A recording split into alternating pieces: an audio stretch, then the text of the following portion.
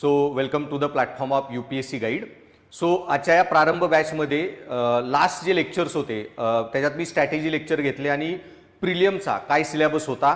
So प्रिलियममध्ये GS paper 1 आणि तुमचा CSAT paper आणि त्याच्यात कसे प्रश्न येतात that I discussed with you. So मग आजचं जे लेक्चर आहे ओके त्याच्यामध्ये आपण एसे पेपर जो आहे त्याचं मायक्रो ॲनालिसिस करणार आहोत. मग हा जो एसे पेपर आहे सो गेल्या 2 लेक्चरमध्ये आपण जनरल स्टडीज पेपर 1 मी ओव्हरव्ह्यू दिला तुम्हाला सिलेबसचा, काही थोडेफार प्रश्न डिस्कस केले कसे प्रश्न येतात आणि नंतर त्याच्यानंतर CSAT general studies paper 2 okay तर थोडा CSATचं आपण डिस्कशन केलं. मग त्यानंतर मेन्स एक्झाम जे आहे मेन्स एक्झाममध्ये तुमचे लँग्वेज पेपर असतात, क्वालिफाईंग एक मराठी एक इंग्लिश लँग्वेज पेपर. आता हे जे 2 पेपर आहेत त्याचं आपण डिस्कशन नंतर घेऊयात कारण ते काय एवढे महत्त्वाचे नाही आहे, तुम्हाला क्वालिफाय फक्त करायचे आहेत ओके. त्याच्यानंतर एसे GS 1 2 3 4 आणि ऑप्शनल जो UPSCला आहे आता MPSCतून ऑप्शनल हॅज बीन रिमूव्ड. मग हा जो एसे पेपर आहे सगळ्या एका एका पेपरचे आपण सिलेबस डिस्कशनचे लेक्चर्स आता घेत जाऊ. सो आज मी तुमच्याबरोबर एसे चा जो पेपर आहे त्याचा काय सिलेबस आहे आणि त्याचं डिस्कशन घेणार आहे आणि उद्याच्या लेक्चरमध्ये आपण इथिक्स पेपरचा सिलेबस काय आहे आणि कसे प्रश्न येतात वगैरे त्याच्यावर डिस्कशन करणार आहोत. सो आज मग आपण एसे पेपर कसा असतो मी एक सॅम्पल एसे पेपर पण दाखवेन तुम्हाला आणि वी विल ऑल्सो डिस्कस की स्ट्रॅटेजी की एसे पेपरमध्ये how you need to prepare. आता मागचे जे 1-2 आपले ओरिएंटेशन लेक्चर झाले त्या लेक्चरमध्ये आय ऑलरेडी टोल्ड यू की एसे पेपर आणि इथिक्स पेपर GS मध्ये आर व्हेरी इम्पॉर्टंट ओके. तुम्हाला 140-150 मार्क एसे मध्ये येतात किंवा 140-150 मार्क इथिक्स मध्ये येतात ओके. सो बेसिकली 140-150 मार्क तुम्हाला एसे किंवा इथिक्स मध्ये आणणं खूप गरजेचं आहे आणि त्यामुळे हा पेपर इज व्हेरी इम्पॉर्टंट. आणि पहिल्या ओरिएंटेशन लेक्चरमध्ये मी सांगितलेलं की काही ज्या गोष्टी स्किल्स बेस्ड आहेत ना ते तुम्हाला आत्तापासून डेव्हलप कराव्या लागतील ओके. सो तुम्हाला तुमचे एसे रायटिंग स्किल आत्तापासून डेव्हलप करावं लागेल. त्याच्यानंतर तुमचं पर्सनॅलिटी डेव्हलपमेंट इंटरव्ह्यूचा पार्ट आत्तापासून करावा लागेल ओके. आणि अँसर रायटिंग स्किल वगैरे असे जे पार्ट असतो तोही तुम्हाला किंवा CSAT ते 3 महत्त्वाच्या गोष्टी ॲप्टिट्यूड तर CSATचा पेपर क्रॅक करे त्यासाठी ते पझल सॉल्विंग 3 सगळ्यात महत्त्वाच्या गोष्टी आपल्याला या प्रारंभ बॅचमध्ये तुम्हाला ह्या वर्षी करायच्यात म्हणजे याच्यावर लक्ष द्यायचं आहे. CSAT एसे रायटिंग किंवा इन जनरल अँसर रायटिंग आणि तुमचं एसे अँसर रायटिंग बरोबर पर्सनॅलिटी डेव्हलपमेंटचा जो पार्ट आहे आणि टेक्निकल गोष्टी तर आपल्याला शिकायच्याच आहेत फॅक्च्युअल जो पार्ट आहे. So essay paper is very important. त्यामुळे आजच्या सेशनमध्ये मी एसे पेपरची जी स्ट्रॅटेजी आहे ओके ती तुमच्याबरोबर घेणार आहे. आता एसे पेपर जो असतो ना तुमचा एसे पेपरमध्ये आपल्याला टोटल 4 म्हणजे 4 एसे येतात 2 सेक्शनमध्ये. Section A 4 essay section B 4 एसे आणि दोन्ही सेक्शन्समध्ये तुम्हाला 1000 ते 1200 शब्दामध्ये 2 निबंध लिहायचे आहेत ओके. सेक्शन A मध्ये 4 पैकी 1 1000 to 1200 वर्ड, सेक्शन B मध्ये 4 पैकी 1 1000 to 1200 वर्ड्स. आता याच्यामध्ये लक्षात घ्या की तुम्ही 1100 वर्डमध्ये निबंध लिहिला. सो 1100 म्हणजे 2200. So you have to write 2200 words 3 तासामध्ये आणि हे काही अवघड नाहीये, आरामात लिहून होतात ओके. की 2200 वर्ड 2000 शब्द खूप आरामात लिहून होतात. फक्त थोडा चॅलेंज काय आहे की निबंध लिहिताना तुम्हाला अर्धा तास विचार करायचा आहे निबंधावर आणि मग निबंध लिहायचा आहे तुम्हाला 1 तासभर, परत अर्धा तास विचार करायचा निबंधावर मग निबंध लिहायचा आहे तासभर. सो तुमचा अर्धा तास एसे आणि विचार म्हणजे स्ट्रक्चरिंग निबंधाचं आणि 1 तास निबंध लिहायचा, परत अर्धा तास नवीन सेक्शनमध्ये एसे चूज करायचा मग निबंध लिहायचा. सो बेसिकली तुम्हाला 2 तासात 2000 वर्ड लिहायचे आहेत एवढं एक बेसिक रफ कॅल्क्युलेशन लक्षात ठेवा. आणि याच्यात पण काही मोठी गोष्ट नाहीये. तुम्ही जर एखाद्या पेजवर कुठलंही वाक्य लिहित बसला, स्वतःबद्दल काही माहिती लिहित बसला, एक निबंध डायरेक्ट डोक्यात जे विचार येत आहेत ते लिहित बसला तर तुम्हाला कळेल की आरामात 5 मिनिटामध्ये तुमचे 100 120 150 शब्द आरामात लिहून होतात ओके. सो मग तासामध्ये आरामात तुम्ही 1000-1200 शब्द लिहू शकता. डोक्यामध्ये सगळे विचार रेडी असतील ओके. जास्त विचार करण्यात वेळ जाणार नसेल तर पटपट निबंध लिहून होतो. आता निबंधाच्या पेपरमध्ये एक महत्त्वाची गोष्ट जी आहे 2 गोष्टी निबंधाच्या पेपरमध्ये UPSCच्या आणि MPSCच्या ओके ज्या चांगल्या पण आहेत आणि वाईट पण आहे अशी एक गोष्ट आहे या पेपरमध्ये. सो एक चांगली गोष्ट आहे निबंधाच्या पेपरमध्ये की हा जो निबंधाचा पेपर आहे हा एकमेव पेपर आहे ज्याच्यामध्ये ऑप्शन्स तुम्हाला मिळतात. बाकी कुठल्याही पेपरमध्ये ऑप्शन्स नाही आहेत, म्हणजे प्रिलिमच्या आहेत, मेन्सच्या. GS 1 2 3 4 हे जे पेपर आहेत त्याच्यामध्ये तुम्हाला 20 प्रश्न फिक्स येणार आहेत. ओके, त्याचं वेटेज व्हॅरी होतं, 10 प्रश्न 10 मार्काचे आणि 10 प्रश्न 15 मार्काचे. पण 20चे 20 प्रश्न त्याला अल्टरनेटिव्ह नाही. एकतर माहिती आहे तर आन्सर लिहा किंवा नका लिहू, ऑप्शन्स मिळत नाहीत. एसे एकमेव पेपर आहे ज्याच्यामध्ये तुम्हाला ऑप्शन्स मिळणार आहेत. So out of 4 write 1 essay, out of 4 write 1 essay. So 4 पैकी एकच निबंध लिहायचा आहे. सो तुम्हाला प्रचंड विचार करून नीट बघावं लागतं की मला कुठल्या एसेवर किती डेटा अवेलेबल आहे, कुठला एसे मी जास्त चांगला लिहू शकतो, लिहू शकते, आणि मग ऍक्च्युअली निबंध नंतर लिहिला जायचा. सो आउट ऑफ 4 1 एसे. आणि सगळ्यात वाईट गोष्ट किंवा निबंधाच्या पेपरमध्ये डिफिकल्ट इश्यू किंवा डिफिकल्ट गोष्ट जी आहे ना की या 4ही पेपरमध्ये ओके तुम्हाला कुठेही या 4ही एसेजमध्ये तुम्हाला कुठेही त्यांनी सिलेबस दिलेला नाहीये की हे 4 निबंध कुठून येतील. Okay, so it's open ended, ते काहीही विचारू शकतात. एसे कुठल्याही टॉपिकवर कसा येऊ शकतो, पण त्याची तुम्हाला काळजी करायची गरज नाही. त्यासाठी एक स्ट्रॅटेजी आहे that we are going to use in our class. Okay, so basically 2 things that you need to keep in mind की पहिलं तर एसे पेपरला काही सिलेबस नाही आणि ओनली पेपर जिथे यू गेट द ऑप्शन्स. आता UPSCने तर काही सांगितलं नाहीये क्लिअरली की when they will check your essay, on what ground they will check your essay, की काय एक्सपेक्ट आहे त्यांना निबंधातून. पण MPSCनी इन देअर नोटिफिकेशन त्यांनी एसे पेपरमध्ये एक वाक्य टाकलेलं आहे की एसे पेपरमध्ये आम्ही तुमचे जे विचार आहेत दॅट इज क्लिअर रिप्रेझेंटेशन, की तुमचे विचार कसे एका पाठोपाठ एक क्लिअरली एक कन्सिस्टंटली येतात आणि किती तुम्ही टू द पॉइंट लिहिताय, की तुम्हाला तो निबंधाचा टॉपिक नीट कळलेलाच आहे.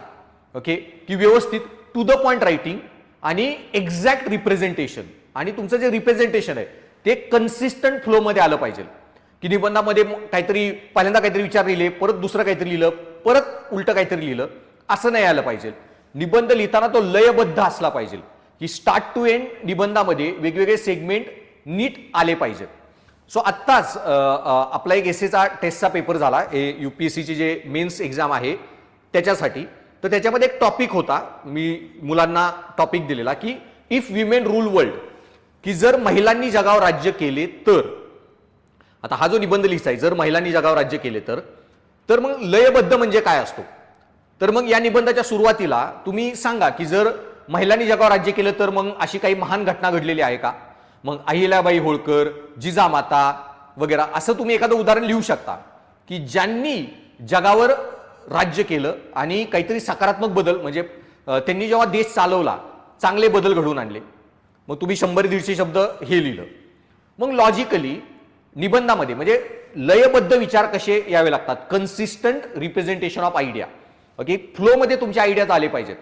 त्यांना काय एक्सपेक्ट आहे निबंधामध्ये, सी की तुम्ही जेव्हा गव्हर्नमेंट सरकारी अधिकारी आहात, तुम्ही एखादा ऑर्डर पास करता, तुम्ही एखादा किंवा ऑर्डर लिहिताय, तर ती ऑर्डर कशी एक्झॅक्टली आली पाहिजे, एक लयबद्ध. ओके, मग आता आमचेच एक उदाहरण द्यायला पर्सनल, की आमची एक जमिनीची केस चालू होती आणि त्याच्या विरोधात आमच्या शेजाऱ्यांनी त्याच्यावर केस आमच्या विरोधात टाकलेली. तर तहसीलदाराच्या कोर्टामध्ये आमच्या बाजूने निकाल लागला. मग तो प्रांताकडे गेला आमच्या त्या निकालाच्या विरोधात. मग प्रांताकडे जेव्हा ती केस चालू होती तर मग प्रांताने जी फायनल ऑर्डर पास केली ती मला वडिलांनी पाठवली. तर ती कशी लयबद्ध, म्हणजे व्यवस्थित सिस्टमॅटिक ऑर्डर कशी असते.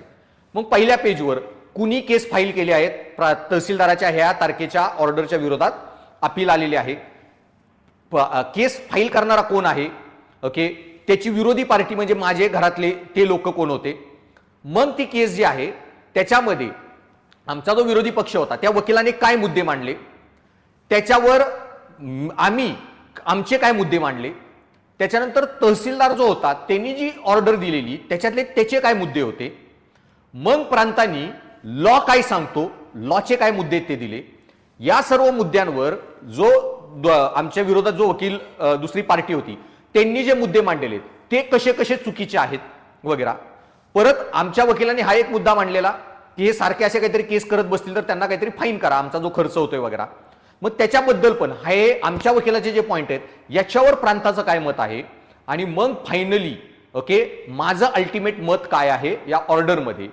आणि नंतर त्याच्यानंतर हे पण त्यांनी दिली की या ऑर्डरवर जर तुम्हाला काही प्रॉब्लेम असतील या मुद्द्यांवर ओके, तर तुम्ही वरच्या माझ्या विरोधात जर अपील म्हणजे प्रांताची ऑर्डर मान्य नसेल तर कलेक्टर ऑफिसला किती दिवसात कुणाकडे अपील करायची त्याची पण खाली माहिती. सो एकदम सिस्टमॅटिक रिप्रेझेंटेशन ऑफ आयडियाज असं तुम्हाला निबंधामध्ये लिहिता आलं पाहिजे. ओके, उलट सुलट काही निबंधात लिहायचं नाही. सो हे सगळ्यात जास्त त्यांना तुमच्याकडून एक्सपेक्ट आहे की निबंध लिहिताना तुम्ही कसा लयबद्ध एका पाठोपाठ एक तुमचे विचार येतात. मग जसं त्या प्रांतांनी ऑर्डर केलेली केसची की सुरुवातीला कुठली केस आली, कुणा विरुद्ध केस आलेली आहे, केसचा मुद्दा काय आहे, एका पार्टीच्या वकिलांनी काय मुद्दे मांडले, दुसऱ्या पार्टीच्या वकिलांनी काय मुद्दे मांडले, तहसीलदाराच्या विरोधाची ऑर्डर आली तर तहसीलदाराच्या ऑर्डर मधले काय मुद्दे होते, लॉ काय बोलतो, मग मला काय वाटतं की तहसीलदाराची ऑर्डर बरोबर होती का नव्हती, ह्या वकिलांनी जे पॉईंट दिले ते का चुकीचे आहेत. ओके, सगळं एका पाठोपाठ एक. आणि मग जरी माझा निकाल मान्य नसेल तर वरती कुठं अपील करायचंय, एकदम क्रमवार. तर तुम्ही जेव्हा प्रश्नात आहात तुम्हाला अशा ऑर्डर्स पास करता यायला पाहिजेत, याचं सिस्टमॅटिक आन्सर म्हणजे एसे लिहिता आला पाहिजे. मग आता मी जो टॉपिक तुम्हाला सांगत होतो की निबंध लिहिताना इफ विमेन रूल वर्ल्ड, की जर महिलांनी जगावर राज्य केले तर ओके, सो जर महिलांनी जगावर राज्य केले तर मग ते लिहिताना तुम्हाला काय करायचं आहे की महिलांनी जगावर राज्य केले तर त्याच्यामध्ये सुरुवातीला की एखादी तुम्ही स्टोरी लिहिली निबंधात की बाई अहिल्याबाई होळकर जिजामाता ह्यांनी जगावर राज्य केलं, कसा बदल घडवून आणला. ते झाल्यावर निबंध काय म्हणतोय, महिलांनी जगावर राज्य केले तर. मग याच्यामध्ये there is a one implicit argument that women are not ruling the world. महिलांचं आता जगावर राज्य नाहीये. So who is ruling the world. Okay, males, पुरुष राज्य करतायत. मग पुरुषांनी राज्य केल्यामुळे what are the problems of a male governed society. मग 101 शब्द निबंधामध्ये आधी ते लिहा की पुरुषांनी राज्य केल्यामुळे काय प्रॉब्लेम आहेत, ते लिहिले तुम्ही. मग निबंध काय म्हणतोय, जर महिलांनी जगावर राज्य केले तर. मग इतिहासामध्ये अजून काही उदाहरणं आहेत का की महिलांनी जगावर राज्य केले तर आपल्याला काही सकारात्मक बदल दिसले, पॉझिटिव्ह चेंजेस, त्याच्यावर 100-150 शब्द लिहा. ते झालं की मग निबंधात पुढे काय येणार आहे ऑटोमॅटिकली की महिलांनी जगावर राज्य केल्याची काही उदाहरणं आहेत.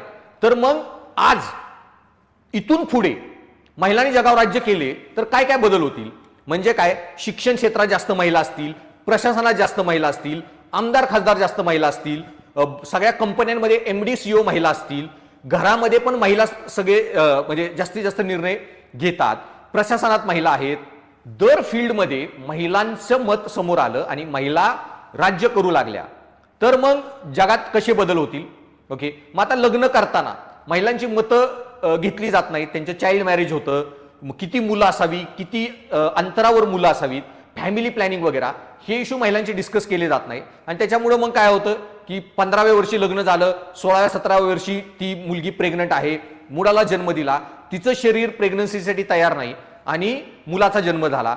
मग त्याच्यामध्ये मूल अजून वीक, कमजोर, त्या मुलाची डेथ होते किंवा त्या मुलीची डेथ होते, त्या महिलेची वगैरे.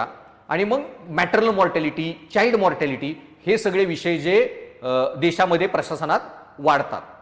ओके, मग हा जो सगळा प्रॉब्लेम आहे तो थांबवण्यासाठी ओके तुमचा त्याच्यासाठी महिला सुशिक्षित पाहिजेत आणि महिला स्वतः त्यांचं काही इन्कम वगैरे पाहिजे तर ते मग स्वतःसाठी निर्णय घेऊ शकतील की लग्न कधी करायचं, किती मुलं असावीत, किती अंतरावर मुलं असावीत.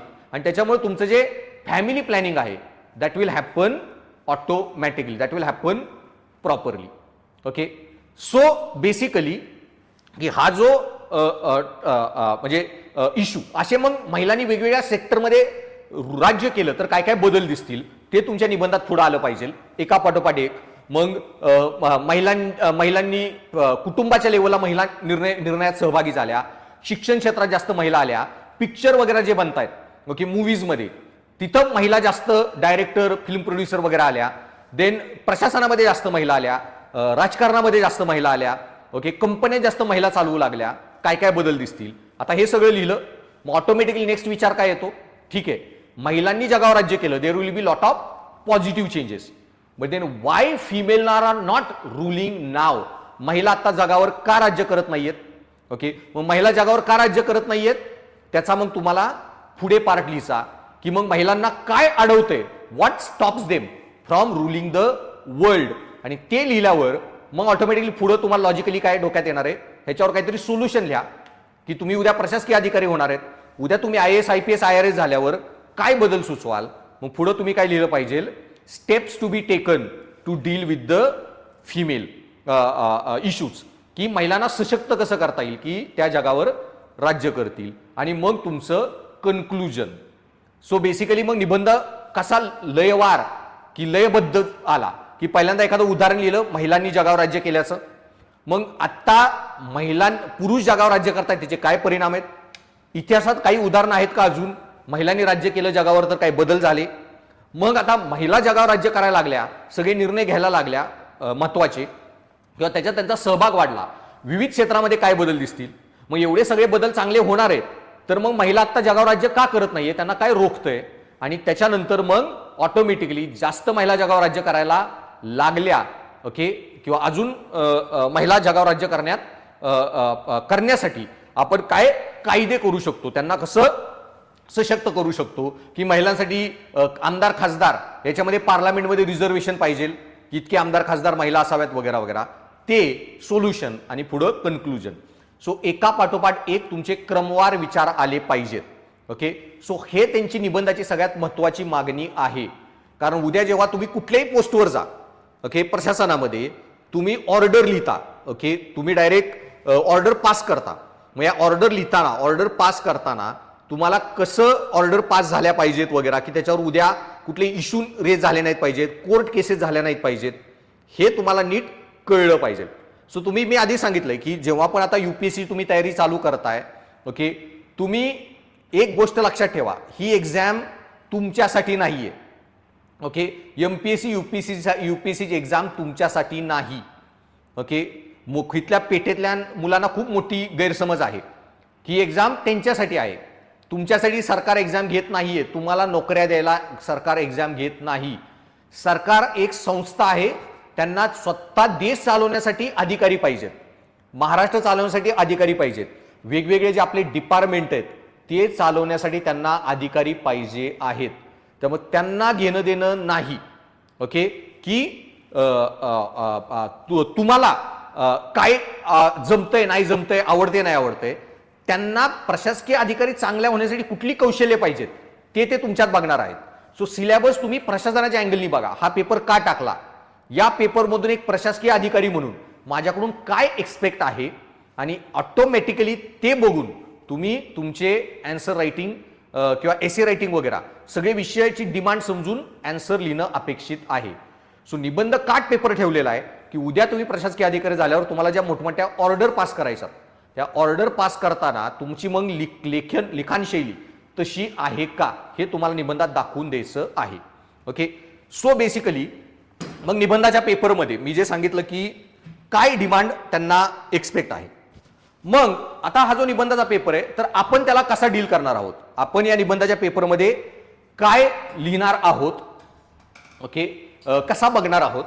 सो आत्ता तुमचे फर्स्ट इयर जेव्हा प्रारंभ बॅच आहे ना, त्याच्यामध्ये मी 8-10 लेक्चर घेईन निबंध लिहिण्यावर. ओके, सो निबंध कसा लिहायचा वगैरे त्याचे बेसिक आयडिया मी तुम्हाला आत्ता देईन. आणि नंतर एकदा बेसिक आयडिया झाली की तुमच्या नेक्स्ट इयरच्या फाउंडेशन बॅचमध्ये इंटिग्रेटेड तुम्हाला निबंध लिहिण्यावर खूप हायर लेवल डिस्कशन केलं जाईल. सो आता आपण सोपे निबंध लिहायचे आणि तुम्ही काही निबंध लिहून मला पाठवायचे चेकिंगसाठी किंवा चेकिंग करायला घेऊन यायचे.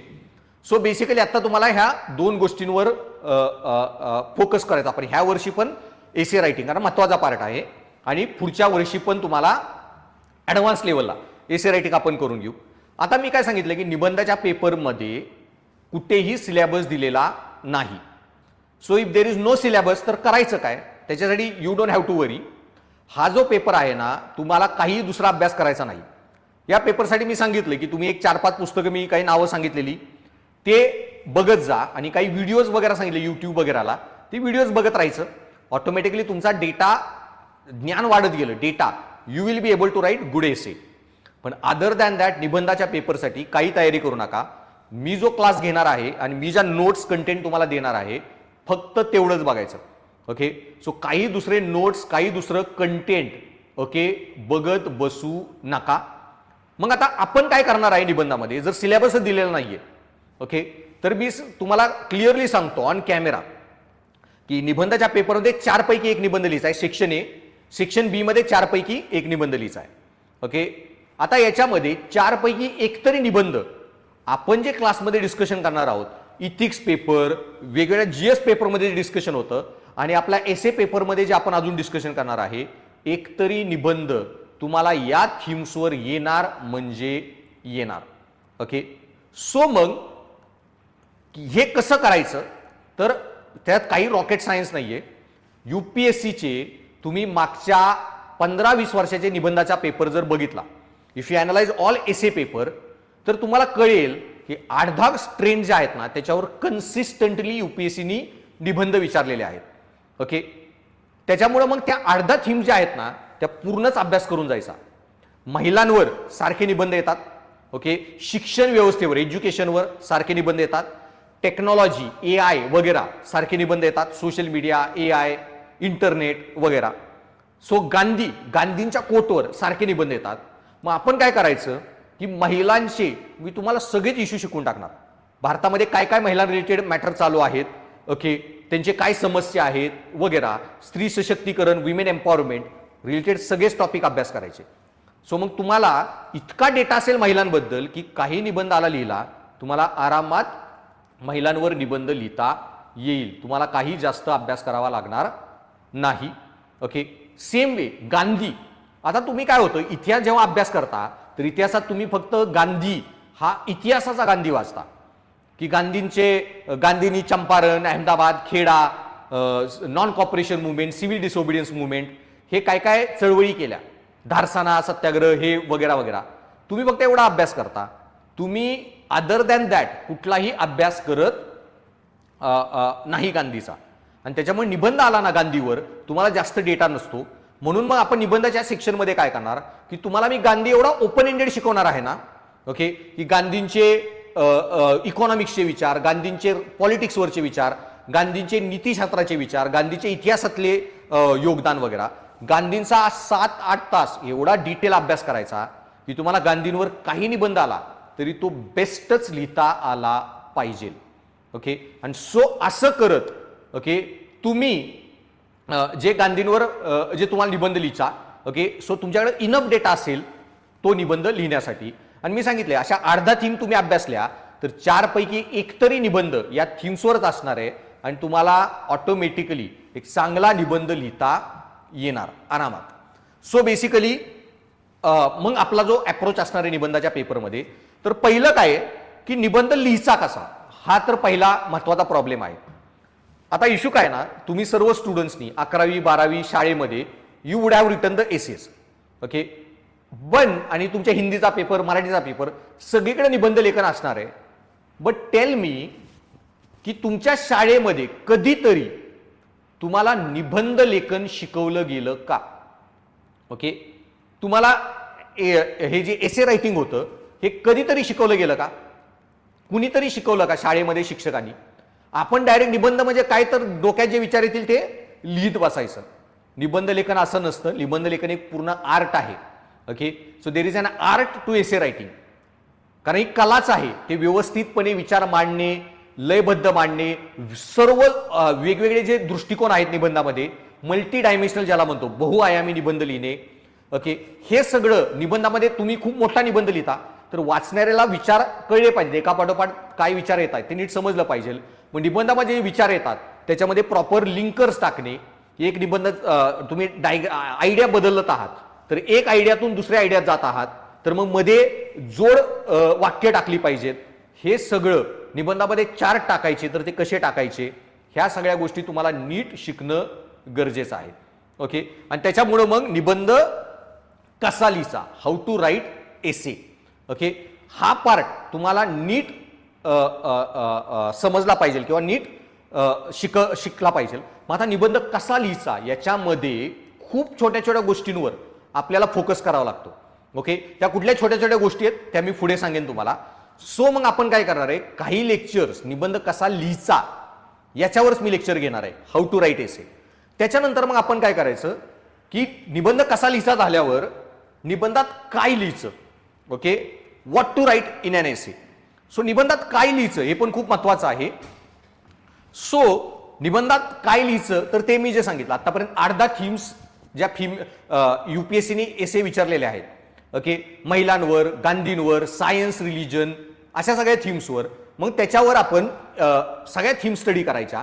सो तुम्हाला निबंध कसा लिहायचा आणि निबंधात काय लिहायचं, how to write essay and what to write in an essay, दोन्ही गोष्टी ऑटोमॅटिकली कळतील. आणि once you know how to write essay and what to write in an essay, then तिसरी गोष्ट आहे essay paper structure discussion. Okay, मग essay paper structure discussion मध्ये मग मी काय करणार आहे की युपीएससीचे आपण काय करायचे 15-20 वर्षाचे जे पेपर आलेले आहेत ना ते सगळे पेपर स्टडी करायचे, त्याचे सगळे टॉपिक स्टडी करायचे आणि त्याच्यातल्या काही टॉपिकवर डायरेक्ट निबंधच लिहायचा. मी पण तुम्हाला क्लासमध्ये डायरेक्ट तो निबंधच लिहून देणार आणि डायरेक्ट तो निबंध लिहून काढायचा वगैरे 5-10 निबंध की तुम्हाला ट्रायल प्रॅक्टिस येण्यासाठी. आणि सो प्रॅक्टिससाठी तो निबंध लिहिणे आणि ते करायचं आणि बाकी निबंध 5-10 लिहायचे पण 100 निबंधाचे टॉपिक डिस्कस करायचे की हा निबंध आला तर कसा, त्याचा अर्थ काय होता आणि या निबंधात कुठले कुठले विचार लिहिले पाहिजेत. सो तुमचं ते ब्रेन स्टॉर्मिंग ऑफ आयडियाज, त्याला आपण प्रिपरेशन मध्ये म्हणतो की ब्रेन स्टॉर्मिंग झालं पाहिजे. ओके, तुम्हाला निबंध कसा कसा इंटरप्रिट करता येऊ शकतो, काय अर्थ लावता येतात. कारण सी एसे इंग्लिश शब्द आहे पण याचा मराठी अर्थ काय आहे, निबंध, ज्याला बंद नाही. पण बंद नाही म्हणून काही लिहून नाही चालत तुम्हाला. ओके, एक स्ट्रक्चर मध्येच लिहिचा, निबंधाच्या टॉपिकशी रिलेटेड गोष्टी लिहितात पण त्याच्यामध्ये काही लिमिट नाही. तुम्ही वेगवेगळे अँगल एक्सप्लोर करू शकता निबंधाचे. मग जितके वेगवेगळे अँगल एक्सप्लोर करू शकता तेवढे निबंधाचे अँगल एक्सप्लोर करायचे. सो बेसिकली तुमचं हाऊ टू राईट आणि व्हॉट टू राईट. आणि त्याच्यानंतर तिसरा पार्ट जो असणार आहे की 100 टॉपिकवर निबंधाच्या चर्चा करायची. सो तिन्ही अँगलनी तुमचा एसे प्रिपेअर करायचा. कसा लिहायचा निबंध, हाऊ टू राईट, काय लिहायचं निबंधात, डेटा, आणि मग प्रिव्हियस टॉपिकचं डिस्कशन, ब्रेन स्टॉर्मिंग व्हायला. आणि हे एवढं तुम्ही केलं, you don't have to read anything else, you don't have to prepare anything else for the essay paper. You will be in very good position to deal with the essay paper. So मग त्याच्यानंतर okay, तुमचे जे एसेचा paper आहे मग अजून आता आपल्याला काय काय गोष्टी करायच्यात. मग पहिला पार्ट मी काय सांगितला, निबंध कसा लिहायचा. सो त्याच्या अगोदर निबंधामध्ये मग आपण काय करणार आहे, युपीएससीचे previous year essay topic discussion. तर युपीएससीचे निबंधाचे आज पण मी एक पेपर तुमच्या बरोबर डिस्कस करणार आहे. आय विल डिस्कस काय टॉपिक आलेले, what to write in those topic etcetera. So UPSC previous year essay topic discussion, all previous year paper will discuss. Then sources to follow, हे पण मी तुम्हाला सांगेल. आता हा पार्ट मी ऑलरेडी डिस्कस केलेला आहे, सोर्सेस टू फॉलो, की त्या दिवशीच मी सांगितलेले कुठला अवांतर वाचन करा आणि कुठले यूट्यूब व्हिडिओज वगैरे ते सगळे बघा. तेच लेक्चर आहे. मग ते यूट्यूब व्हिडिओ वगैरे बघत राहायचं आणि अदर दॅन दॅट मी जो डेटा तुम्हाला देणार आहे तो फॉलो करायचा. आणि त्याच्यानंतर फॉर्मॅट ऑफ एसे रायटिंग, की निबंध कसा लिहायचा, हाऊ टू राईट एसे. आणि त्याच्यामध्ये सगळ्यात पहिल्यांदा लक्षात घ्या की निबंधामध्ये युपीएससीने काही सांगितलं नाही, निबंध कसा लिहा, निबंधात कशाला मार्क मिळतील. तर त्याच्यामध्ये मग त्यांनी काय सांगितलेलं आहे, एमपीएससीने सांगितलेलं आहे एक स्टेटमेंट की क्रमवार विचार तुम्हाला मांडता आले पाहिजेत आणि टू द पॉइंट लिहिता आलं पाहिजे. म्हणजे जे निबंधाचा टॉपिक विचारलेला आहे तोच लिहायचा. आईवर निबंध आलाय आणि गाईवर लिहिलाय, मार्क मिळत नाहीत. ओके, सो एक्झॅक्टली तुम्हाला निबंधाचा विषय समजला का आणि तुम्ही त्याच विषयावर योग्य लिहिलं का, हा सगळ्यात पहिली महत्वाची गोष्ट आहे निबंधाची.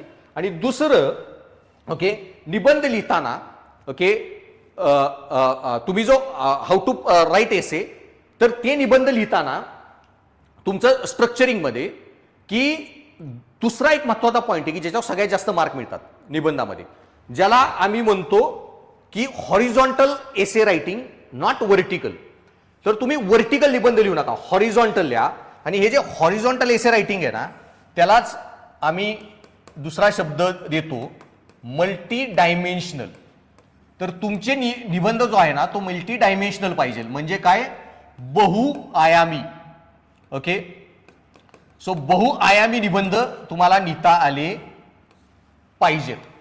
मग आता बहुआयामी म्हणजे काय, मल्टी डायमेन्शनल एसे काय असतो. आता मी काय सांगितलं की मगाशी एक टॉपिक मी तुम्हाला सांगितला की महिलांनी जगावर राज्य केले तर, इफ विमेन रूल वर्ल्ड. तर व्हर्टिकल निबंध म्हणजे काय की एक दोन पॉइंटला जास्त डिटेलमध्ये जाऊन लिहिण्यापेक्षा युपीएससीच्या टॉपिकचं नाव काय, जनरल स्टडीज. तुम्ही जनरल लिहा पण वेगवेगळ्या आयामांवर लिहा. थोडक्यामध्ये प्रश्न तुम्हाला आला 1857च्या उठावाची कारणे सांगा. Okay, reasons for 1857 revolt. मग 1857च्या उठावाची कारणे सांगताना तुम्ही कुठल्या तरी एका 3 किंवा 4 कारणे की 1857ला काहीतरी सामाजिक कारणं होती, धार्मिक कारणं होती वगैरे, अशा 2-3 कारणांवर डिटेलमध्ये लिहिण्यापेक्षा आर्थिक कारणं होती. ओके, मग तुम्ही काय केलं, 150 शब्दात 50 शब्द सामाजिक कारणं, 50 शब्द धार्मिक कारणं, 50 शब्द आर्थिक कारणं. हे 50-50 शब्द 3 कारणांवर लिहिण्यापेक्षा 8 ते 10 कारणांवर 20-20 शब्द लिहा. Okay, social reasons 20 words, financial reasons 20 words, technological reasons 20 words, religious reason 20 words. Okay, so दर अँगलवर international factors 20 words, revenue policy 20 words, agriculture issues 20 words. Okay, so अशा 8-10 पॉईंटवर 20-20 शब्द लिहा. This is what we call horizontal answer. तर उत्तरामध्ये असतं डीपमध्ये जाऊ नका, सुपरफिशियली पण 20-20 शब्दावर वेगवेगळे एसेमध्ये पॉइंट्स लिहा, हे जास्त गरजेचं आहे. सो सेम वे तुम्ही जेव्हा निबंध लिहिताय ना, तर 5-6 फॅक्टरवर 100-150 शब्द लिहिण्यापेक्षा तुम्ही 10-12 फॅक्टरवर 50-50 शब्द लिहा. म्हणजे काय, जर महिलांनी जगावर राज्य केले तर, ओके, मग महिलांनी जगावर राज्य केले तर मग प्रशासकीय दृष्ट्या काय बदल होईल, politically what changes will be there, economically what changes will be there, socially what changes will be there, ॲडमिनिस्ट्रेशनमध्ये what changes will be there. Okay, then तुमचे फॅमिली लेवलला what changes will be there, एज्युकेशनमध्ये what changes will be there, film industry, media what changes will be there, technological सेक्टरमध्ये what changes will be there, social religious लेवलला what changes will be there. Okay, so ॲग्रिकल्चरमध्ये what changes will be there.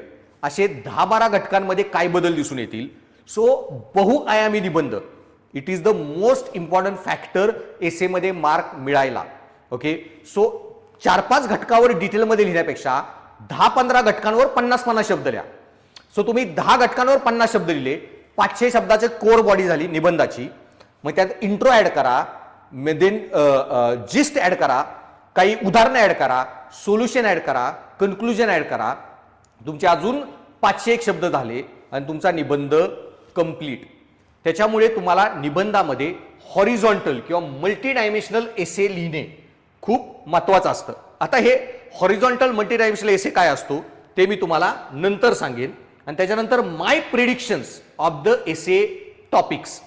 Okay, so my predictions की UPSC मध्ये मी तुम्हाला माझी काही list देणार आहे निबंधाची.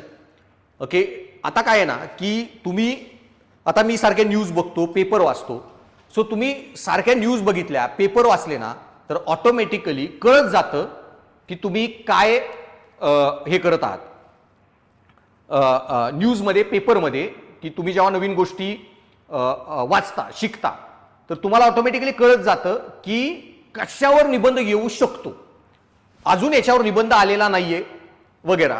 आणि अशा काही डिबेट्स आहेत त्या खूप महत्वाच्या आहेत. फॉर एक्झाम्पल, आजच जो आमचा एसेचा पेपर झाला माझ्या समोरच आहे, मी युपीएससीच्या मुलांना हा पेपर लिहिला दिला.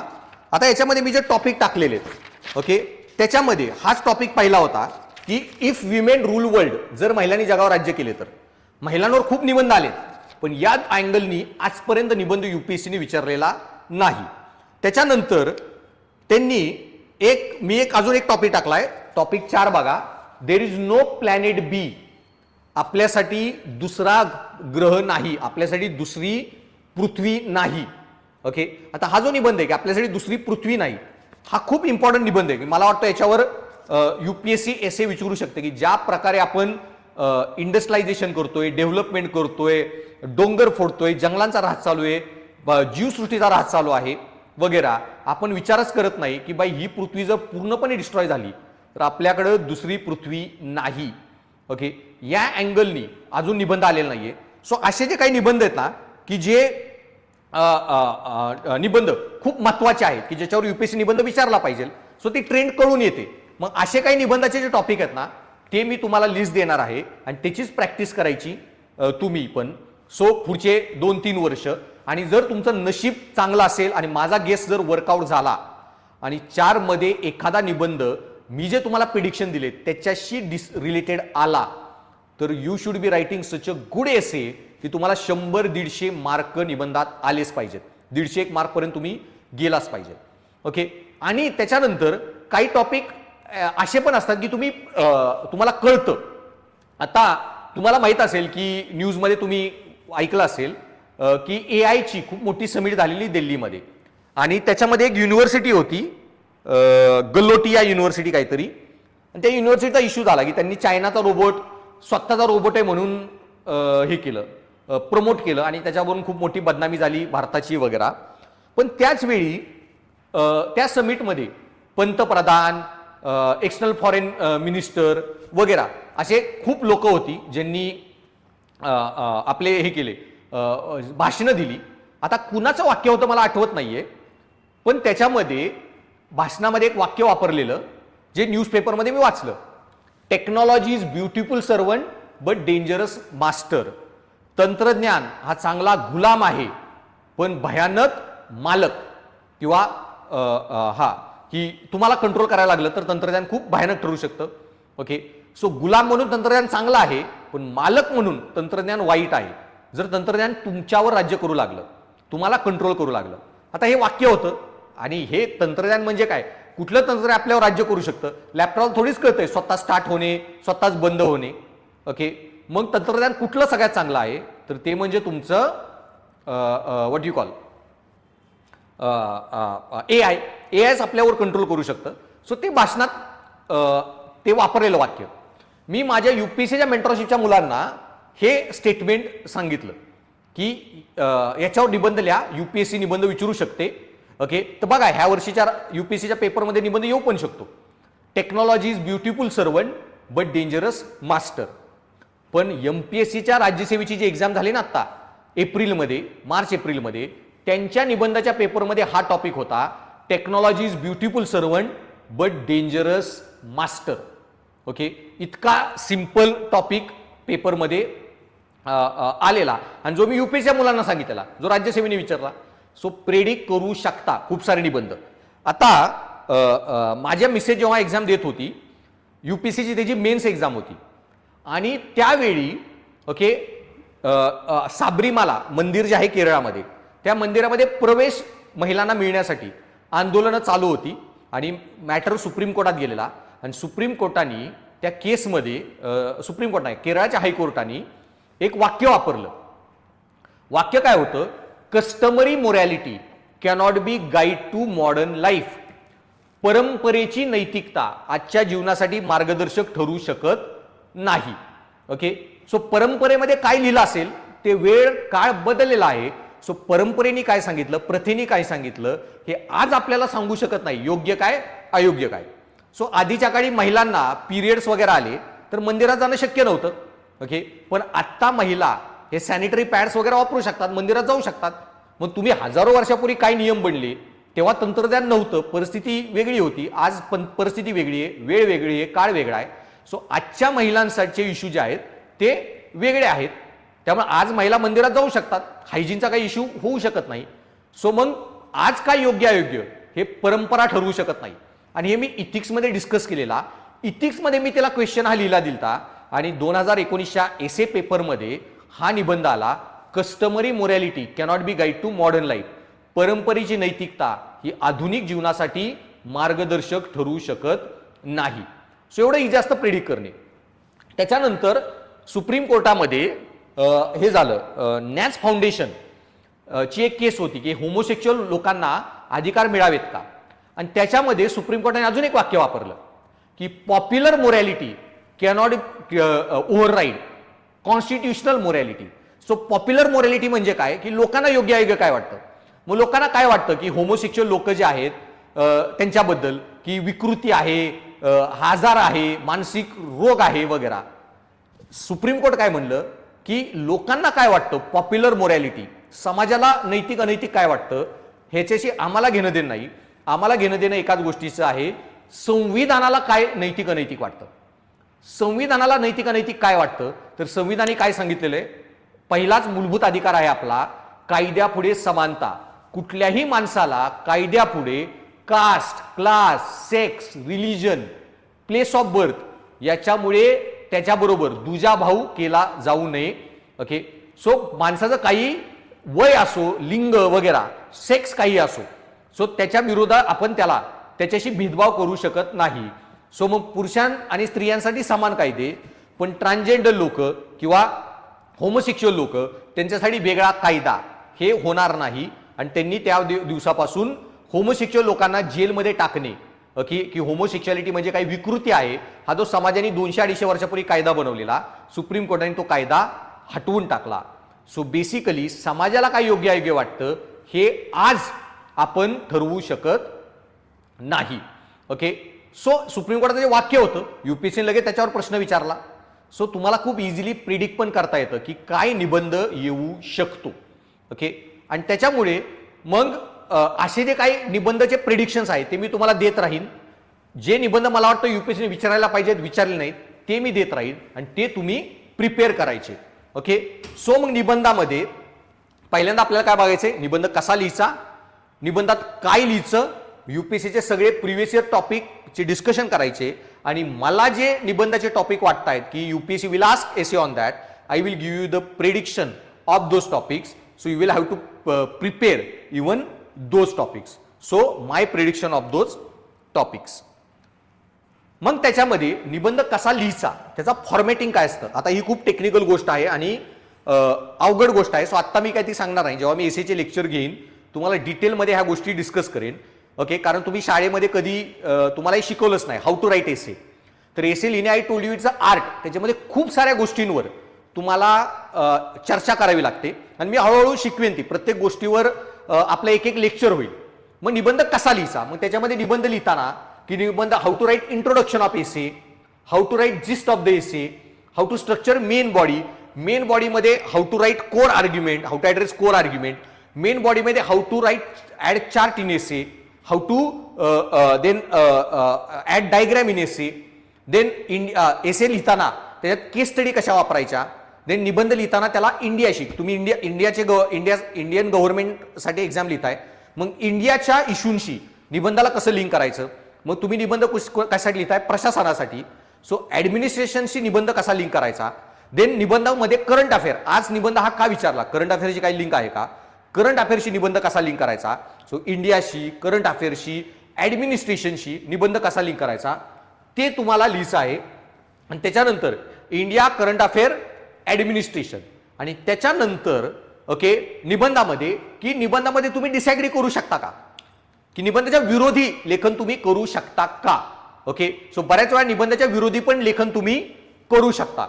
एक निबंध आलेला की destiny of nation is shape in the classroom, देशाचं भविष्य वर्गखोल्यांमध्ये घडते. पण या निबंधामध्ये वर्गखोल्यांमध्ये देशाचं भविष्य घडते मान्य, पण याच्या विरोधी लेखन तुम्ही करू शकता का. हो, लिहू शकता तुम्ही की देशाचं भविष्य वर्गखोल्यांच्या बाहेर पण घडते. ते कसं, अण्णा हजारे शाळेमध्ये गेलेले, 7वी पर्यंत शाळा केलेली फक्त. सिंधुताई सपकाळ भारताचं भविष्य घडवलं, त्या काही शाळेत गेलेल्या. परत एक आसाममध्ये एक जाडव म्हणून एक माणूस आहे, साधा एकदम झोपडपट्टीत राहणारा माणूस, काही शिक्षण नाही काय नाही, दिवसभर शेतामध्ये मजदुरी करायचा आणि घरी आला ना की रोज सकाळी किंवा संध्याकाळी तो एका झाडाची फांदी तोडायचा आणि त्याच्या घरापासून दूर एका ठिकाणी दलदलीचा भाग होता. ओके, समुद्राचं पाणी, नद्यांचं पाण्यापासून दलदल बनलेली, त्याच्यामध्ये जाऊन ती काठी रोवून टाकायचा. ओके, रोज जाऊन एक काठी रोवायचा. गेली 10-12 वर्ष त्यांनी नुसती एक काठी जाऊन रोवली. तिथं 200-250 एकरचं जंगल त्या माणसाने स्वतः क्रिएट केलं. Not a joke. ओके, तो काही शिकलेला माणूस नव्हता, पण त्यानेही भारताचं भविष्य घडवलं. नीरज चोप्रा त्याने ऑलिम्पिक आणलं. तो जर शाळेत बसला असताना तर ऑलिम्पिक गेलं असतं इंडियाचं. शाळेतून बाहेर पडला आणि मैदानावर खेळला. तिथं कुठं नीरज चोप्राने भारतासाठी ऑलिम्पिक आणलं. सो निबंधामध्ये विरोधी लेखन करता येऊ शकतं का, पण दर निबंधामध्ये विरोधी लेखन करायचं नसतं. कधी विरोधी लेखन करू शकता वगैरे ते मी शिकवेन तुम्हाला. So how to disagree with the essay, then how to explore the other dimension, out of box thinking, की बाई निबंधाच्या बाहेर जाऊन ओके निबंधाचे इतर डायमेन्शन जे आहेत ते पण तुम्हाला लिहिता आले पाहिजेत. हा थोडा अवघड पार्ट आहे, how to write other dimension. Okay ते मी सेपरेटली शिकवेन. पण अदर डायमेन्शन म्हणजे कसं असतं, आता एक निबंध युपीएससी मध्ये आलेला, जिच्या हाती पाळण्याची दोरी ती जग उद्धारी. Okay hand that rock the cradle rules the world, की जिच्या हाती पाळण्याची दोरी ती जग उद्धारी. आता हा जो निबंध आलेला, how to rock the cradle, hand that rock the cradle rules the world. Okay तर या निबंधामध्ये okay hand that rock the cradle rules the world मध्ये तुमच्या डोक्यात पहिल्यांदा विचार काय येतो की पाळणा कोण हलवणार आहे, तर ऑटोमॅटिकली पहिला विचार काय येतो, स्त्रिया, आई. ओके पण ठीक आहे, पण आता कितीतरी स्त्रिया जॉब करतात वगैरे. ओके त्यामुळं पुरुष त्यांची जबाबदारी आहे पाळणा हलवण्यामध्ये. बऱ्याच घरांमध्ये आई वडील जॉब करतात, तर घरी कोण असतं, तुमचे म्हातारे आजी आजोबा वगैरे लोक. मग म्हातारे आजी आजोबा ओके ते पण जगावर राज्य करू म्हणजे सॉरी पाळणा हलवू शकतात. सो मग निबंध लिहिताना तुम्ही आईवर तर निबंध लिहा, आईचं महत्व, आई शिकलेली असेल, आई तर कसं ती पाळण्यामध्ये बाळाचं चांगलं संगोपन करेल, ते सगळे पॉईंट लिहायचेच. पण निबंधामध्ये थोडं बाहेर जाऊन इतर आयाम, मी सांगितलं निबंधाला बंद नसतो. ओके मग तुम्ही निबंधामध्ये आईच पाळण्यामध्ये बाळाचं संगोपन करू शकते असं लिहायची गरज नाहीये. तुम्ही थोडं आउट ऑफ बॉक्स जाऊन लिहू शकता की बाई आई सोडून पण फॉर एक्झाम्पल वडिलांचा रोल काय बाळाच्या संगोपनात, आजी आजोबांचा रोल काय बाळाच्या संगोपनात, थोडं वेगळं लिहिचं निबंधात. त्याच्यानंतर ठीक आहे निबंध काय म्हणतो, जिच्या हाती पाळण्याची दोरी ती जग उद्धारी. पण अशा पाळण्यांचं काय की जिथं कोण पालकच नाहीये पाळणे हलवायला, त्या ठिकाणी काय करणार आहे तुम्ही. मग त्या ठिकाणी फॉर एक्झाम्पल तुमचं जी अनाथ मुलं असतात अनाथ आश्रमात, किंवा तुमची हे जे आहेत काय त्याला म्हणतात जी अनाथ आश्रमातली मुलं आहेत, तसं तुमची काय त्याला म्हणतात काही मुलांचे आई वडील जे दूर असतात, दिल्ली सॉरी मिलिटरीमध्ये वगैरे आहेत, किंवा एखाद्या पालकाचा मृत्यू झालेला आहे, एकच पालक घरात आहे, अशा ठिकाणी ओके त्या बाळावर काय परिणाम होतील. सो तुम्हाला त्याच्यावर पण निबंधात लिहिणं अपेक्षित आहे. सो याला म्हणतात की निबंधाच्या थोडं बाहेर जाऊन ओके इतर आयाम निबंधाचे काय आहेत का त्याचा विचार करा. आणि तसंच निबंधामध्ये एक नेसेसरी सफिशियंट हायपोथेसिस म्हणून एक प्रकार असतो, थोडा अवघड प्रकार आहे, तो मी नंतर शिकवेन तुम्हाला. आणि देन निबंधामध्ये सोल्युशन ते पण लिहिता आले पाहिजे, पर्याय, की महिलांनी जगावर राज्य केलं तर. पण मी काय सांगितलं, महिलांनी जगावर राज्य केले तर चांगले बदल होतील, पण मग महिला आज जगावर राज्य का करत नाहीयेत त्यासाठी काहीतरी सोल्युशन लिहा की त्यांना काय अडवतंय आणि मग महिलांना सशक्त कसं करता येईल, सशक्तीकरण, ते सोल्युशन, आणि मग निबंधाचं कन्क्लुजन. याच्यामध्ये अजून खूप छोटे छोटे नियम आहेत. सो तुम्हाला असे 20-25 गोष्टींवर निबंध कसा चांगला लिहायचा उत्कृष्ट, that I will be teaching you.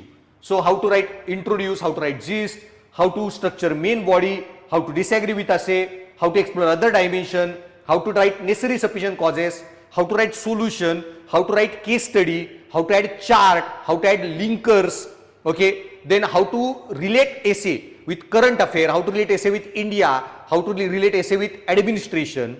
हे सगळे वेगवेगळे टेक्निक शिकवणार आहे. Automatically then you will be able to write very good essay.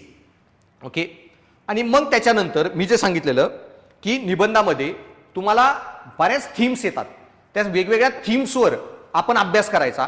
की युपीएससीचे जर लास्ट 15-20 वर्षाचे पेपर अॅनालाइज केले तर या 8-10 थीम्सवर कन्सिस्टंटली एसे विचारलेले आहेत. त्यामुळे जरी या पेपरचा सिलेबस नसला तरी तुम्ही काळजी करू नका. ओके आपल्याला थोडं प्रिडिक्शन करावं लागतं. मग तुम्ही जर 10-15 वर्षाचे पेपर अॅनालिसिस केले, मी सगळे पेपर दाखवेन तुम्हाला पुढे, तर तुम्हाला लगेच दिसेल की 8-10 थीम्सवर सारखे निबंध येत आहेत. मग ह्या थीम प्रिपेअर करून जा. ओके सगळ्या थीमवर निबंध येतील गॅरंटी नाही, पण तुम्हाला सेक्शन ए मध्ये जो 4 निबंध येतील एक तरी या थीम मध्ये असेल, सेक्शन बी मध्ये जे 4 निबंध येतील एक तरी ह्या थीमवर असेल. सो तुमचा जेंडर बेस एसे टॉपिक, गांधीयन कोर्स बेट एसे, सायन्स रिलिजनवर निबंध येतात, एज्युकेशनवर येतात, टेक्नॉलॉजीवर येतात.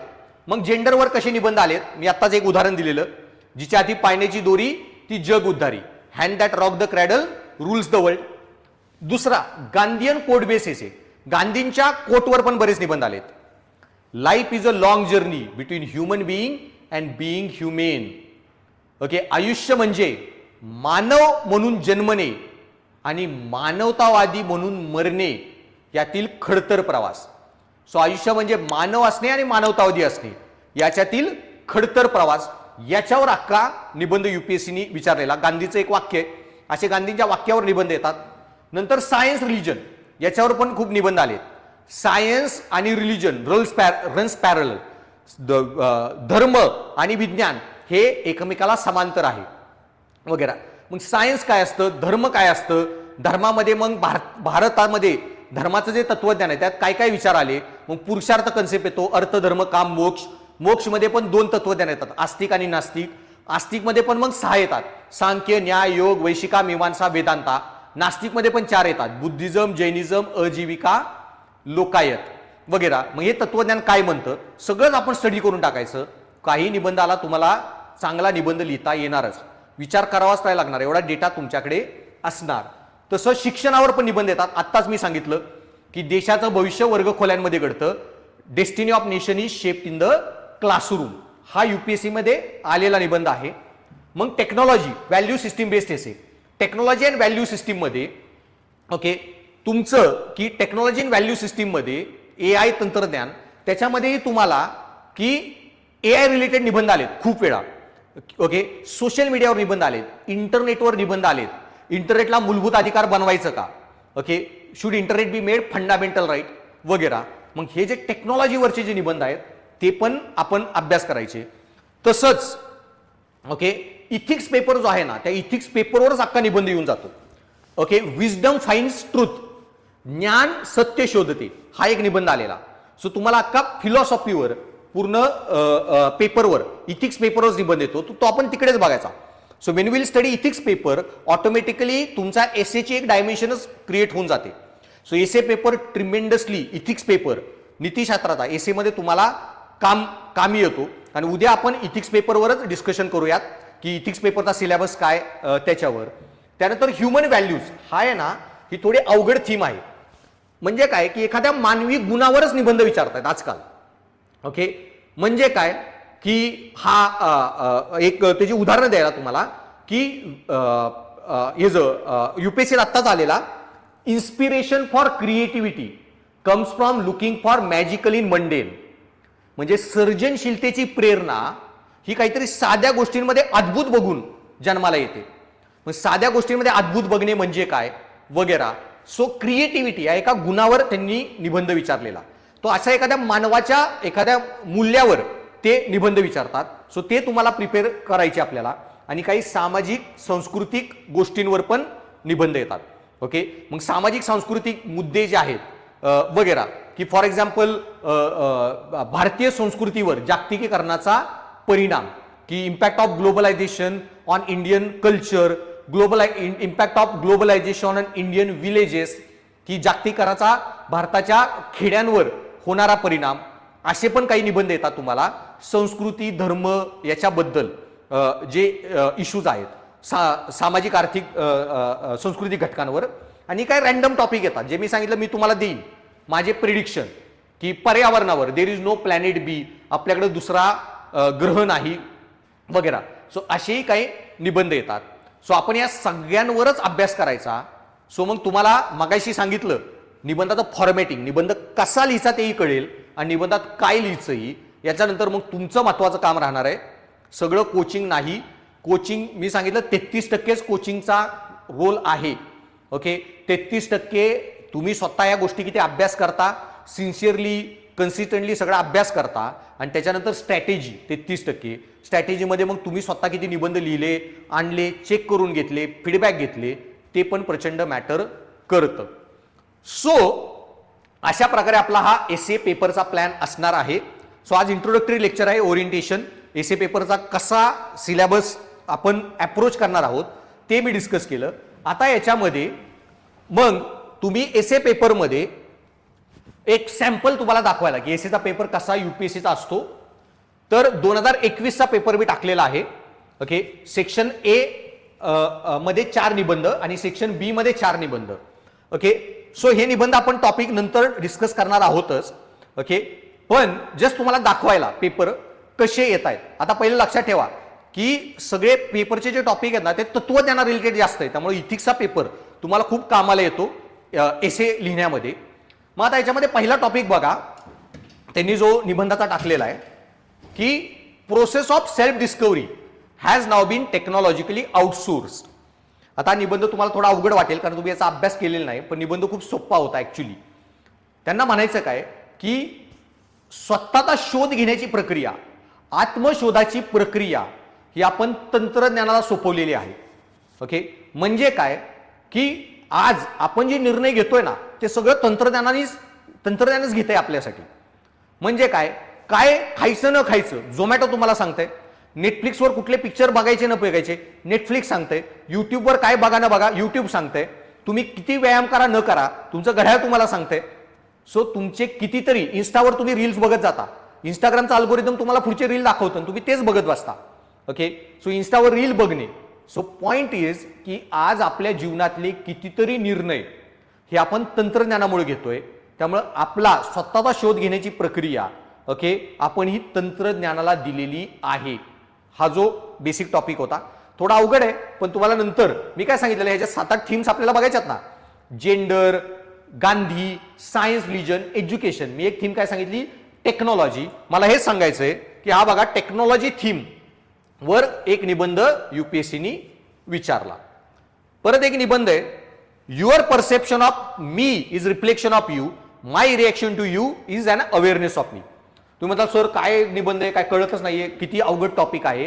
काळजी करू नका, कारण अजून आपण शिकलो नाहीये म्हणून मी डायरेक्ट तुम्हाला प्रश्न दाखवतोय.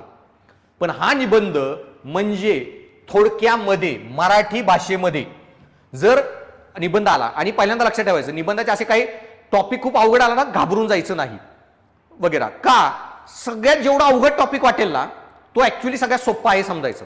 त्याचं मी तुम्हाला का ते लॉजिक सांगतो.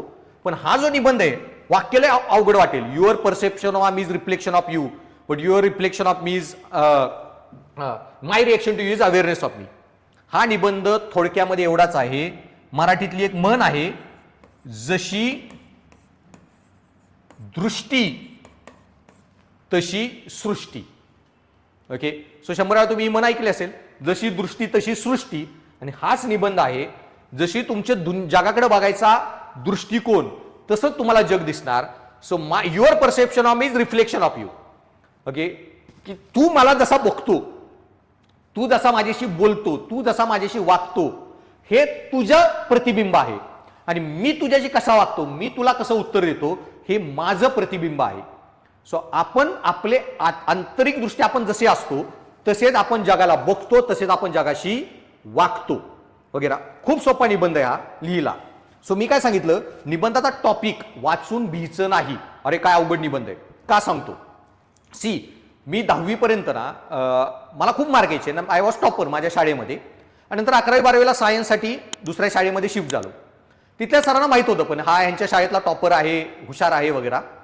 आणि 11वीत गेलो आणि सगळं इंग्लिश मीडियम चालू झालं. आणि ट्रिग्नॉमेट्री 11वीमध्ये जी होती मला खूप डिफिकल्ट वाटायला लागली, आणि मला ते जमायचंच नाही ट्रिग्नॉमेट्री वगैरे सॉल्व्ह करायला.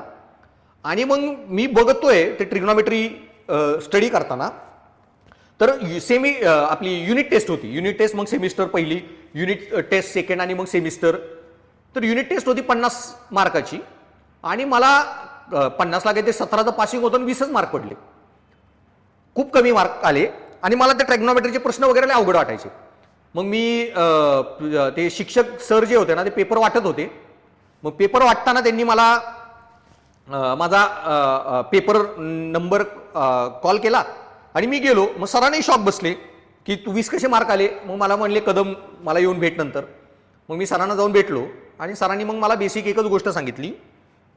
तर सर मला म्हणले की काय इश्यू आहे, म्हणजे का तुला एवढे कमी मार्क आले. त्यांनाही अपेक्षित नव्हतं.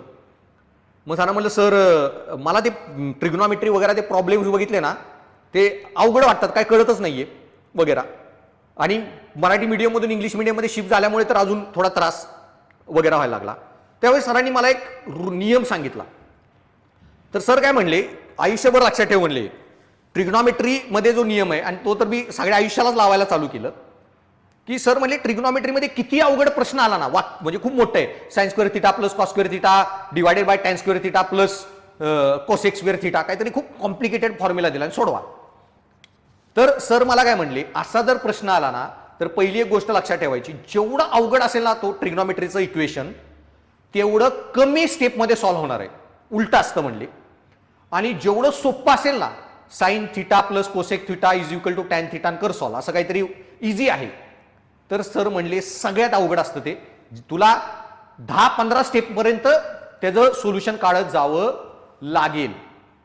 आणि त्यामुळं प्रश्नाला बघून भिवू नको, हे सरांनी सांगितलं. तेच मी डोक्यात ठेवलं, तिथून पुढे सगळे प्रश्न तसेच सॉल्व्ह केले. नेक्स्ट युनिट टेस्टला मला 50 पैकी 47 मार्क होते आणि सेमिस्टरला ऑलमोस्ट 93-94 मार्क होते मॅथ्समध्ये. सो तेच एक गोष्ट कायम लक्षात ठेवा, युपीएससी मध्ये पण, युपीएससीत असा 5-5-6 लाईनचा मोठा प्रश्न असतो, 5-5-6 लाईनचा मोठा प्रश्न आहे. ओके, म्हणून लगेच घाबरून जायचं नाही, रादर तो सोपा प्रश्न असतो, की असा काही निबंध विचारा वाकडा तिकडा अवघड आहे समजायचं नाही, तो रादर खूप इझी आहे, हे लक्षात ठेवायचं. Then philosophy of wantless is utopia, materialism is chimera, हा एक निबंध आलेला, हा पूर्ण क्लासमध्ये डिस्कस केलेला मी निबंध. ओके, सो सायन्स आणि रिलिजन ही जी निबंधाची आपण थीम बघणार आहे ना, त्याच्यामध्ये हा निबंध डिस्कस केलेला. आता काही डिटेलमध्ये जात नाही, टॉपिक फक्त दाखवायचे आहेत मला.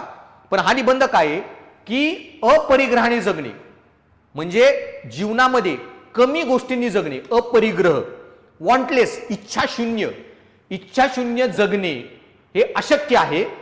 आणि भौतिकवाद, पण भौतिकवाद ही शॉपिंग करा, ती शॉपिंग करा, हे खा ते का, नुसते भौतिकवादाने जगणे हे मायाजाल म्हणजे हे माया आहे, म्हणजे हे खरं नाहीये, ह्याच्यात काय वास्तव नाहीये, किंवा ह्याच्यामध्ये काही इच्छांची पूर्ती होत नाही. किती गोष्टी भोगल्या तरी अजून इच्छा नष्ट होत नाहीत. सो इच्छाशून्य जगणे अशक्य आहे, पण इच्छा भोगणे हे पण ह्याच्यामध्ये काही राम नाहीये आपण जे म्हणतो त्याला. ओके, हे पण काही खरं जगणं नाहीये, याच्यावर निबंध होता पूर्ण. आणि तसं real is rational, rational is real, की जे सत्य आहे तेच वास्तव आहे आणि जे वास्तव आहे तेच सत्य आहे. हा पण निबंध थोडा अवघड आहे, मी नंतर सांगेन. ह्यांचं म्हणणं काय आहे की जी गोष्ट दिसते आजूबाजूला वास्तवात आहे ती आपल्याला तर्काने स्पष्ट करता येते. सो जे वास्तव आहे ते तार्किक आहे आणि जे तार्किक आहे ते वास्तव आहे. ओके, म्हणजे आजूबाजूच्या गोष्टी दिसत आहेत, आपण त्याचा शोध लावतो, त्याचा अभ्यास करतो. पण मग या निबंधामध्ये आपण बऱ्याच अशा गोष्टी आहेत ज्या वास्तवात आहेत, रिअल आहेत, पण आपल्याला तर्काने स्पष्ट करता येत नाहीत. भावना वास्तविक आहेत, तर्काने स्पष्ट करता येत नाही. मृत्यू प्रत्येकाचा होणार आहे, वास्तव आहे, पण तर्काने सांगू शकत नाही मृत्यू का होतो, मृत्यूच्या नंतर काय वगैरे, मृत्यू कधी होणार कोणी सांगू शकत नाही. वास्तव आहे पण तार्किक नाही. ब्लॅक होल तुम्ही ऐकले असतील, स्पेसमध्ये ब्लॅक होल्स आहेत, वास्तव आहेत, आपल्याकडे फोटो आहेत त्याचे, पण हे ब्लॅक होल कसं काम करते फिजिक्सला आजपर्यंत सांगता आलं नाही. सो अशा बऱ्याच गोष्टी आहेत, आपल्या भावना, मृत्यू वगैरे, स्वप्न प्रत्येकाला पडतात, वास्तव आहेत, पण आपल्याला तार्किकतेने स्पष्ट करता आले नाहीत. सो हे निबंधाच्या उलट पण लिहिता येतं, real is rational, rational is real. So असाही निबंध आपण लिहू शकतो. ओके, सो या निबंधाच्या पेपरमध्ये ना, क्लासमध्ये हा निबंध डिस्कस केलेला, हा डिस्कस केलेला, चारीच्या चारी टेक्नॉलॉजीच्या थीम मध्ये हा डिस्कस केलेला, इथिक्स लेक्चरमध्ये हा डिस्कस केला, सायन्स रिलिजन मध्ये. ओके, हा डिस्कस केलेला सायन्स रिलिजन मध्ये, आणि हा सायन्स मध्ये, सायन्स काय असतं त्याच्यामध्ये रॅशनॅलिटी काय असतं तो पूर्ण टॉपिक डिस्कस केलेला. सो अशा प्रकारे हा जो निबंधाचा फ्लो जो आहे, चारच्या चारही निबंध युपीएससीचे क्लासमध्ये आलेले आपल्या.